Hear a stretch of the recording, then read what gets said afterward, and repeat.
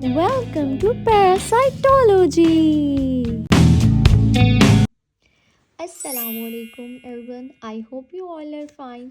अब जो हमारी सीरीज़ स्टार्ट हो रही है वो बेसिकली पैरासाइटोलॉजी है और पैरासाइटोलॉजी ना बच्चों को बहुत ट्रिकी लगती है, लेकिन ये इतनी आसान है। ये आप लोगों के लिए, अगर आप मेरे लेक्चर्स लेते हो ना, तो it's just like a halwa for you.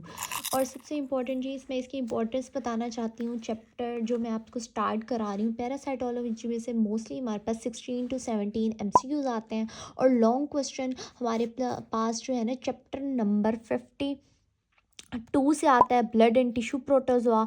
उसके अलावा चैप्टर नंबर 51 से आता है, एंटमीबा, हिस्टोलिटिका और गार्डियल एम्लिया। ये दो इसमें से आते हैं और नीमाटोड से लॉन्ग क्वेश्चन आता है। तो मतलब ये 3 चैप्टर ऐसे हैं जिसको आप नहीं छोड़ सकते। वैसे तो पूरी पैरासाइटोलॉजी बहुत इम्पोर्टेंट और बहुत आसान है। और दूसरी ये चीज़, सबसे इम्पोर्टेंट चीज़ ये है कि इसकी ये जो टेबल, ये जो क्लासिफिकेशन आपको नज़र आ रही है, ये जो मैंने बहुत ख़राब की हुई है, खिचमुच मारी हुई है, तो ये इतनी इंपॉर्टेंट है कि UHS repeatedly as a short भी आपके पास ये आती है कि भाई शॉर्ट क्वेश्चन के तौर पे क्लासिफिकेशन बता दे पैरासाइट्स की। और यहाँ से बेतहाशा MCQs आते हैं। जैसे कि एक मोस्ट फेवरेट है, कौन सा ऐसा वाहिद पैरासाइट है जिसके ऊपर सीलिया लगे हुए हैं, तो आप उसमें कहोगे बी कोलाई। बी कोलाई कौन सा है? ब्लांटीडियम कोलाई, जो वाहिद हमारे पास पैरासाइट है जिस पे सीलिया लगे हुए हैं। फिर वो कहते हैं कौन से ऐसा पैरासाइट है जिन पे फ्लैजेला लगे हुए हैं, तो उनमें हमारे पास 5 ऐसे पैरासाइट है जिन पर फ्लैजेला लगे हुए हैं, और ये शॉर्ट क्वेश्चन भी आता है। तो मतलब इस टाइप के आपके पास क्लासिफिकेशन में शॉर्ट क्वेश्चन आते हैं। तो ये वाला जो चैप्टर है ना, स्टार्ट ऑफ द पैरासाइटोलॉजी, ये पेज मैं आपको रिकमेंड करूँगी कि आप at the end of the parasitology जो है ना लेक्चर ये पढ़ लेना एक बार, आपको यूं याद हो जाएगा। लेकिन इसमें 2-3 चीज़ें ऐसी हैं जो मैं आपको अभी स्टार्ट में बताना चाह रही हूँ। और मैं आपको पैरासाइट स्टार्ट कराऊंगी चैप्टर नंबर 52 से, प्लाज्मोडियम से। यहाँ से मैं आपको स्टार्ट करा रही हूँ, आगे नीमाटोड्स तक लेके जाऊँगी, ठीक है। तो आपने बिल्कुल तरतीब से लेक्चर लेना है। और दूसरी ये बात कि आपको क्लासिफिकेशन जो है ना, ये इस पेज पे है। लाइक ये टेबल, ये वाली टेबल और ये वाला चैप्टर ये आप at the end of the parasitology करोगे। और सबसे इम्पॉर्टेंट बात, आप जब सब कुछ कर लोगे, जब आप ये रीड आउट करोगे, it's just like a halwa for you. और ये वाली टेबल याद करने का जो आसान तरीका है वो ये स्टिकी नोट्स हैं। और मैं हर चैप्टर के साथ आपको एक हिंट दूंगी। जैसे चैप्टर नंबर 52 जब मैं आपको स्टार्ट कराऊंगी तो मैं आपको हिंट दूंगी PT2 लव का। फिर मैं आपको जब स्टार्ट कराऊंगी चैप्टर नंबर 51, वहाँ इंटेस्टाइनल प्रोटोजोआ पे, तो वो ECG होगा। और यूरोजेनिटल ट्राइकोमोनास वेजिनालिस होगा। मैं आपको ऐसे हिंट्स देने वाली। कैस्टोड्स में मैं आपको टेडी से याद कराऊंगी। फिर मैं आपको ट्रीमाटोड्स पे ले जाऊंगी, उसमें मैं आपको लैपटॉप से, PC से याद कराऊंगी। और फिर नीमाटोड्स पे, उन सब के हिंट्स हैं, इसलिए आपको परेशान होने की ज़रूरत नहीं है। नीमाटोड्स का ईट से, खाना खाने के हिंट से मैंने आपको याद कराने। तो मतलब मैंने आपको पैरासाइटोलॉजी से स्टिकी नोट्स से जो है ना पढ़ानी है। तो इसलिए मैं आपको ये कहूँगी कि आप साथ साथ लेक्चर लो और साथ साथ ही आपको याद हो जाएंगे। अच्छा, एक और इम्पॉर्टेंट चीज़ हमारे पास जो पैरासाइटोलॉजी की है, वो मैं आपको यहीं पर ही बताना चाहती हूँ। सबसे इम्पॉर्टेंट चीज़, हम पैरासाइट को ना चेक करने के लिए कि किसी इंसान के अंदर पैरासाइट है या नहीं है, उसके लिए हम टेस्ट करते हैं। और UHS यहाँ से ना MCQs देती है, वो आपको मैं MCQs यहीं पर बताना चाह रही हूँ। UHS ने एक MCQs दिया हुआ था, OCP test is use for manifestation of bacteria के लिए यूज़ किया जाता है, फंगल के लिए, पैरासाइट के लिए। तो ये पैरासाइट के लिए यूज़ किया जाता है। और बच्चे ये वाला चैप्टर जब छोड़ देते हैं ना, तो ये वाली लाइन यहाँ से आती है। या आपके पास MCQs आ सकता है OCP टेस्ट, या OP टेस्ट भी कह सकते हैं, या लार्वल टेस्ट भी कह सकते हैं, या ओवा एंड पैरासाइट टेस्ट भी कह सकते हैं।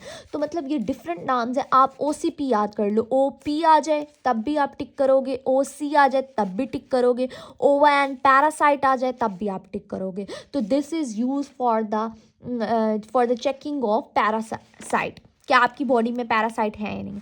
और एक और इम्पॉर्टेंट चीज़ मैं यहीं पर आपको क्लियर करना चाहती हूँ, UHS बहुत इंपॉर्टेंट MCQs देती है।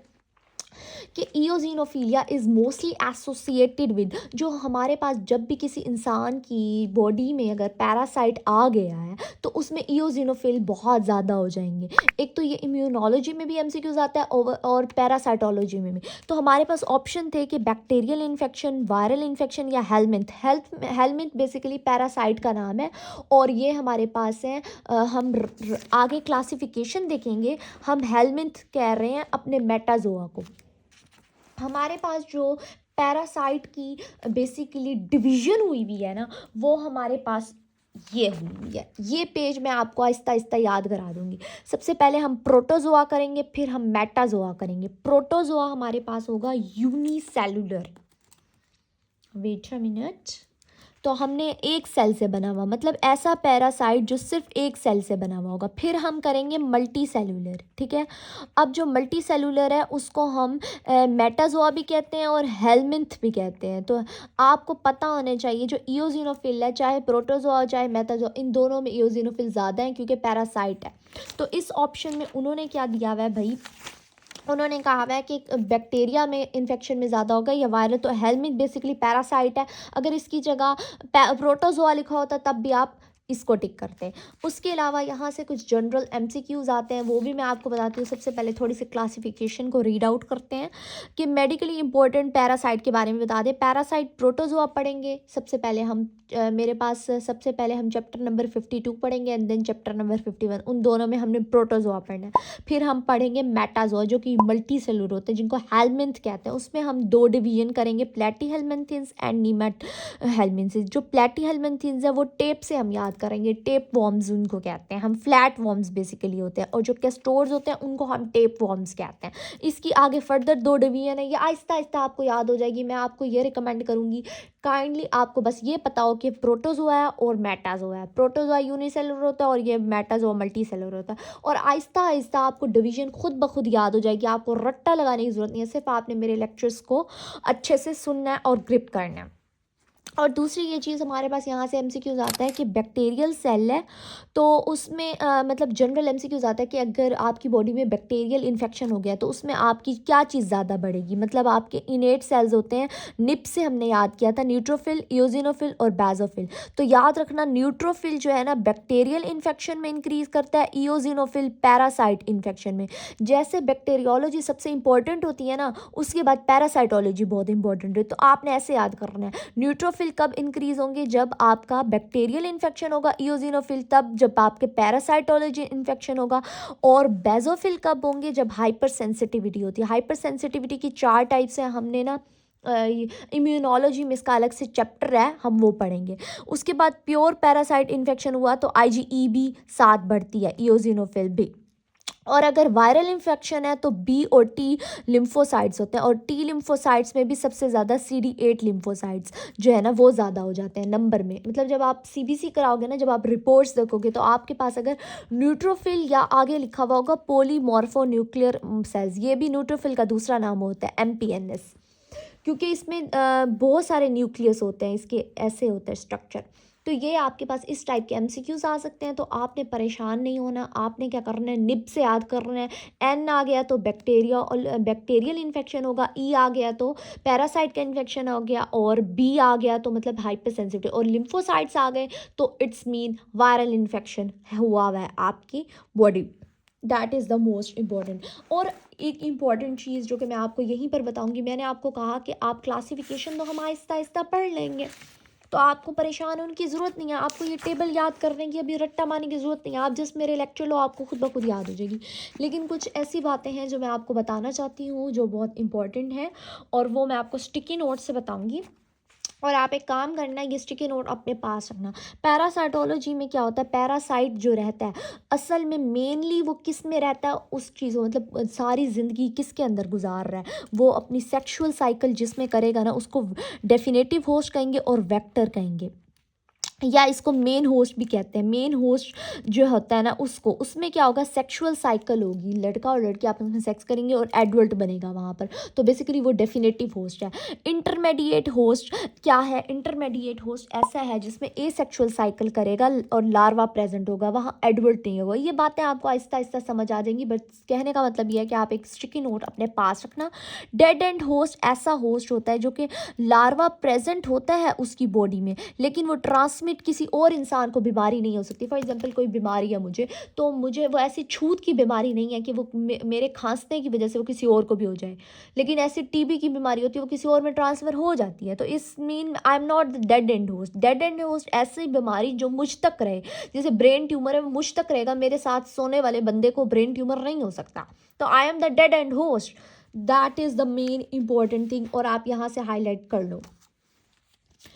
हमने ये सारा कुछ पढ़ना है, और सबसे इम्पॉर्टेंट चीज़ आपने बस एक चीज़ हाईलाइट कर लेनी है, ये एक इम्पॉर्टेंट चीज़ है। कौन से फ्लैजिलेटेड फॉर्म्स होती हैं? दो फ्लैजिलेटेड फॉर्म्स होती हैं, एक होती हैं प्रो, एक होती हैं ट्राइपो। एक होती हैं प्रो और एक ट्राइपो। और फ्लैजेला को आप मस्ती से याद करना, मस्ती मस्ती मस्ती में गुम हो गए हम। और एक इम्पॉर्टेंट चीज़ ये है कि हम इसमें पढ़ेंगे कि हमारे पास जो लाइफ साइकिल्स पढ़ेंगे ना, उसमें हम सिस्ट पढ़ेंगे और ट्रोफोजाइट पढ़ेंगे। सिस्ट और ट्रोफोजाइट यहीं पर क्लियर करते जाओ। हम लोग जब भी पैरासाइट पढ़ेंगे ना, एक पैरासाइट का स्ट्रक्चर, ठीक है, एक पैरासाइट का स्ट्रक्चर, उसमें ये सिस्ट होगी या ट्रोफोजाइट बनेगा। जो सिस्ट होती है ना, बेसिकली वो नॉन मोटाइल है, वो चल नहीं सकेगी। आप एक काम करना, आप सिस्ट याद कर लो, आपको ट्रोफोजाइट खुद ब खुद याद हो जाएगा, या आप ट्रोफोजाइट याद कर लो, आपको सिस्ट खुद ब खुद याद हो जाएगी। मैंने जैसे याद किया है वो मैं सिस्ट से याद करती हूँ कि भाई सिस्ट जो है ना नॉन मोटाइल है, चल नहीं सकती। कुछ लोग होते हैं ना बड़े सुस्त से, वो बैठे रहते हैं और फसाद फैलाते रहते हैं अपने घरों में। जैसे सासें कुछ होती हैं, वो बैठी रहती हैं और ना फसाद, मतलब जैसे ड्रामों में होती हैं। आजकल तो हम न्यू जनरेशन है, हम ऐसे कामों में नहीं पड़ेंगे इंशाल्लाह। तो बेटा जी, सिस्ट ऐसी चीज़ है जो बैठी हुई होगी, जो फसाद फैलाएगी, जो इन्फेक्शन फैलाएगी, मगर चल नहीं सकेगी, कुछ पैदा नहीं कर सकेगी। नॉन वेजिटेटिव फॉर्म होगी, बूढ़ी हो चुकी है, वो नहीं कुछ पैदा कर सकती। नॉन रिप्रोड्यूसिंग होगी, मतलब कुछ पैदा नहीं कर सकती। थिक वॉल्ड सराउंडिंग, अपने इर्द गिर्द की थिक वॉल ट्रांसमिट करेगी। और ट्रांसमिशन में ये इंपॉर्टेंट, मतलब कि ये किसी इंसान में अगर सिस्ट चली जाती है तो वो इन्फेक्शन ये कॉज करेगी। ट्रांसमिशन फॉर्म ये है। और दूसरी चीज़ ट्रोफोजाइट, आपने इस तरीके का क्या बनाना है, स्टिकी नोट, उसमें लिखना है कि जो सिस्ट है ना उसमें नॉन मोटाइल होती है, चल नहीं सकती, नॉन मेटाबॉलिक होती है, नॉन वेजिटेटिव होती है, नॉन रिप्रोड्यूसिंग होती है, पैदा कुछ नहीं कर सकती, उसके अराउंडिंग थिक वॉल होती है, और वो ट्रांसमिशन में रोल प्ले करती है। ट्रांसमिट, बीमारी ट्रांसमिट होगी तो सिस्ट की फॉर्म होगी, और जब सिस्ट फटेगी ना उसको कहते हैं एक्सिस्टेशन। एक्सिस्टेशन, सिस्ट के फटने को।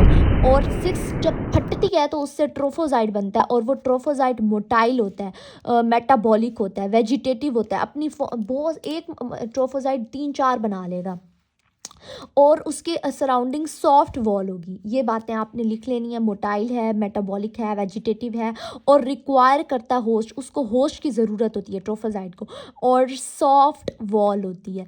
जो हमारे पास ये सिस्ट है ना, इसको किसी होस्ट की ज़रूरत नहीं है, ये मिट्टी में भी ऐसे प्रेजेंट हो सकती है, लेकिन जो ट्रोफोजाइट है उसको ज़रूरत है, क्योंकि वो चलने वाली चीज़ है ना, उसको होस्ट की ज़रूरत है।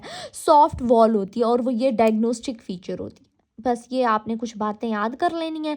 और यूएचएस एमसीक्यूज देती है कि पेयर शेप ट्रोफोजाइट कौन से हैं, ये एमसीक्यूज, और बनाना शेप्ड ट्रोफोजाइट कौन सा है। ये दो बहुत फेवरेट हैं सिस्ट का। और एक और सिस्ट से रिलेटेड एक एमसीक्यूज आता है, आपने यहीं पर याद कर लेना, द सिस्ट कंटेनिंग ओवा इज़ नोन एज ओसिस्ट। हम पढ़ेंगे अपने प्लाज्मोडियम में, जब हम स्टार्ट करेंगे चैप्टर नंबर 52, वहाँ मैं आपको ओ की आवाज़ें भी सुनवाऊंगी। इसकी ना इस टाइप की ओ की आवाज़ें आएंगी। तो जो सिस्ट, जिस सिस्ट के अंदर ओवा प्रेजेंट है, मतलब एग प्रेजेंट है, उसको ओ सिस्ट कहते हैं। That's it, that is the simple. अब ना यूएचएस का एक और एमसीक्यू ऐसा आया हुआ था, वेजिटेटिव फॉर्म ऑफ पैरासाइट। जो वेजिटेटिव फॉर्म है, जो रिप्रोड्यूसिंग फॉर्म है, वो ट्रोफोजाइट है।